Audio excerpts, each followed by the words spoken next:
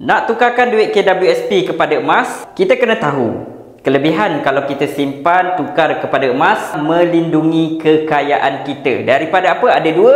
Yang pertama daripada inflasi dan yang kedua daripada kejatuhan nilai wang kertas. Kalau nak tukar KWSP kepada emas, kena tahu iaitu simpanan emas adalah untuk simpanan jangka masa panjang, sebaiknya 2 tahun ke atas.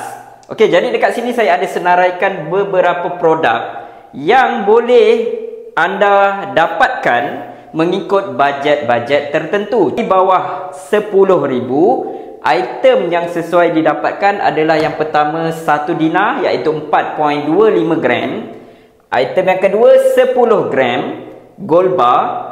Yang ketiga 5 dinar iaitu dengan berat 21.25 gram. Kalau bajet 50,000, item produk yang sesuai dengan bajet ini yang pertama adalah 50 gram gold bar public gold.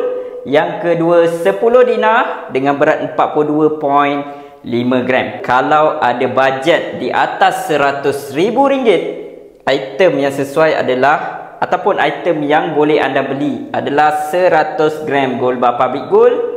Yang kedua 250 gram.